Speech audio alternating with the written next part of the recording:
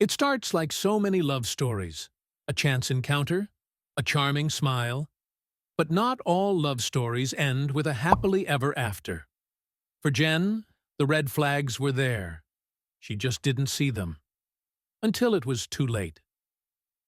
It's morning time, inside a packed coffee shop. Jen is sitting, reading emails on her laptop, when Jack approaches. Hi, good morning. Do you mind if I sit here? This place is packed today. Sure, go ahead. You look busy, but busy people still need caffeine, right? You're not wrong about that. Deadlines and coffee go hand in hand. Jack was a charming guy, attractive, a smooth talker, a traveling salesman for a New York-based software company. Jen didn't know it yet, but she just met the man who would turn her world upside down. Jack and Jen ran to each other at the coffee shop on multiple mornings, sitting at the same table, exchanging smiles and casual conversation. It started innocently, just two strangers sharing a table in a crowded coffee shop. But some connections are undeniable. You know, I've seen you here a lot. I think fate's telling me something. Fate, huh? Maybe fate just likes caffeine. Maybe, but if fate's right, can I have your number? I'd love to call you sometime. I don't know. You could be... Okay, why not? Here. From that moment, their lives became entwined. Jack and Jen were inseparable. Their first year together was like a dream come true for Jen. They went to dinner often, explored the city, even just having Netflix nights on the couch. The chemistry was electric, and they both really enjoyed learning more about each other. After about a year, Jack moved in with Jen. It felt like the start of something solid, something real. So, officially roommates now? Roommates. I was thinking more like a couple who happen to share rent. Lucky for you, I'm generous about splitting rent. It's been 2 years in, and things seem to be going well. Jen's only complaint is that she wishes she could see more of Jack, but she has been understanding of the demands his job has on him. But it doesn't make it easier. His trips have been longer and longer out west. This time he was scheduled to return 2 days ago. No call, no heads up. She was worried. Jen paces nervously, checking her phone. Hey, honey, is everything okay? You would have checked in by now. Haven't heard from you. Are you all right? Just let me know, smooches. Love you. Sorry, babe. Work has been insane. New accounts, more meetings. I miss you and can't wait to see you. Oh, okay. I know it's work. I was just worried for some reason. When are you going to talk to them about your schedule? A pattern started. Or maybe she just started to realize them. Waiting alone for a long time at restaurants, Jack always came back apologizing. Sorry, babe. Things got crazy. More new accounts. I had to finish up a Zoom call. You're the only one I care about. The longer he was away on those West Coast trips, the less he came back to her, physically and emotionally. Jen was now the one initiating those intimate moments. Honey, are you okay? You don't seem here, and it's been some weeks that it's been this way. I don't feel like you are here emotionally or mentally anymore. What's going on? I'm fine. I'm just really tired. It's getting very stressful. Work's been brutal. I missed you? Jack, I need you. Come to bed, honey. I missed you too, honey. I'm just so tired. Going back and forth between these two time zones is messing up my sleep patterns. I'm really low on energy.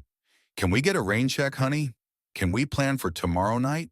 But the truth was, the passion was gone long before that. Some months have passed by, and they have had their good days and bad days, and this one seemed to start out as a great day for Jen. Hey, honey, how was your day? Have a seat here.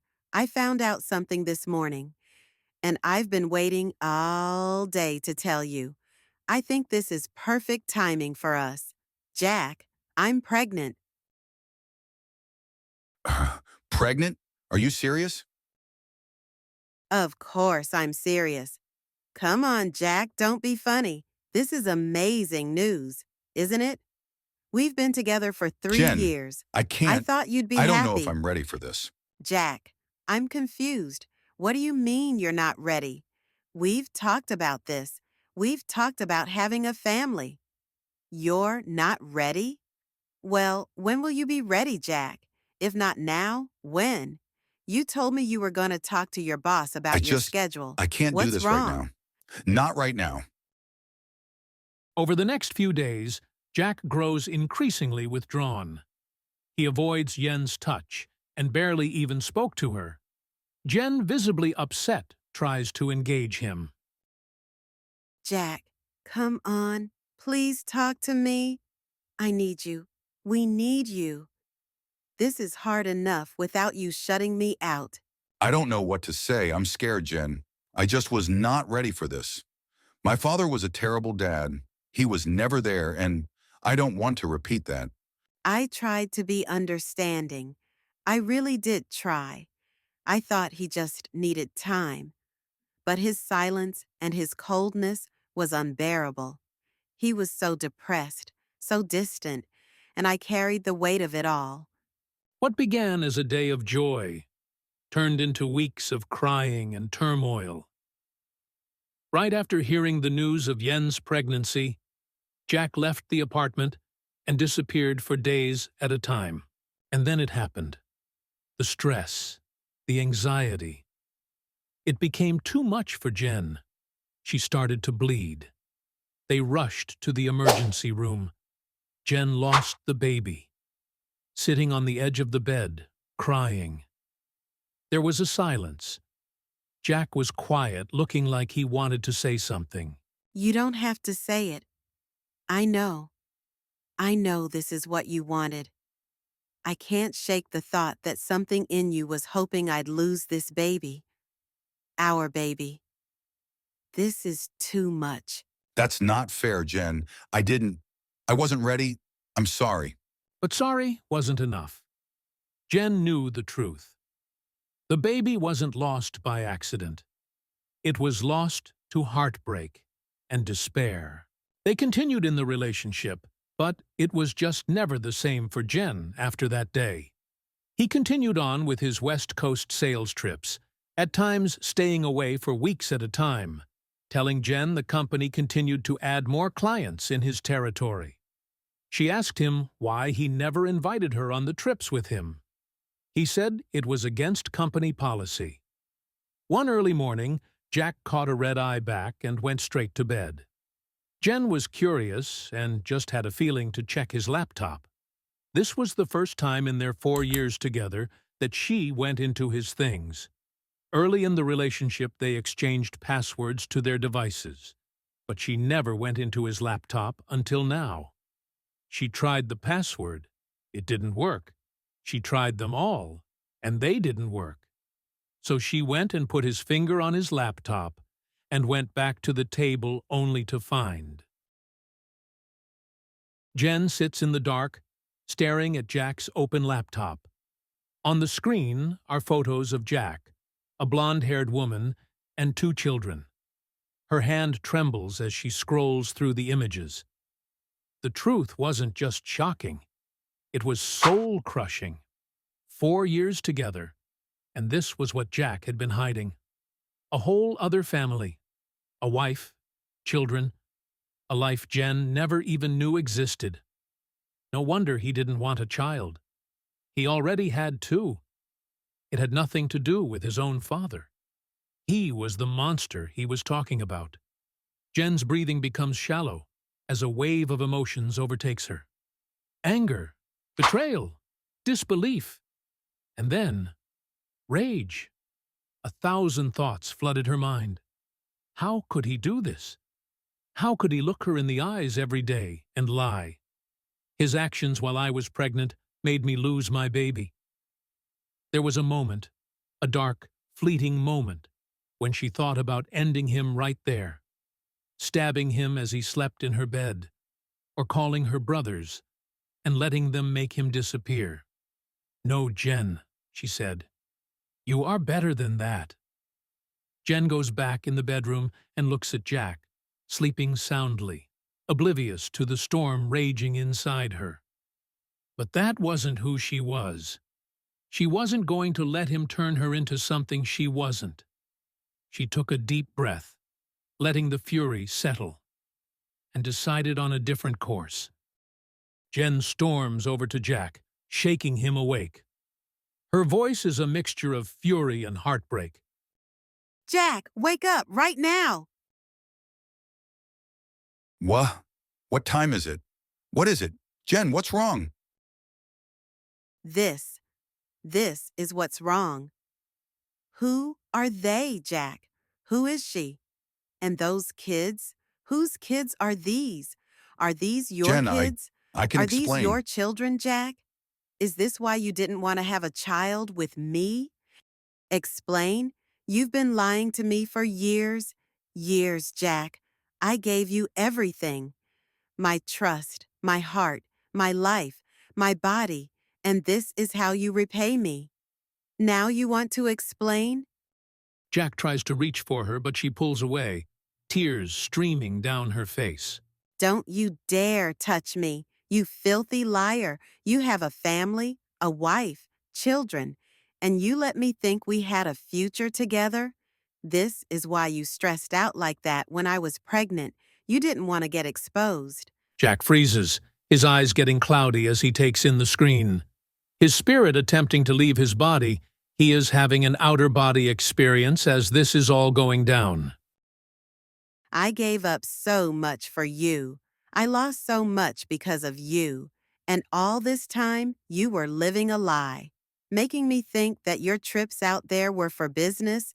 This is why you never let me come with you. Your company probably never even had a policy that I could not travel with you. Did they, Jack? For once, Jack had no words. His charm, his excuses, none of it could save him now. He was caught, exposed, and powerless.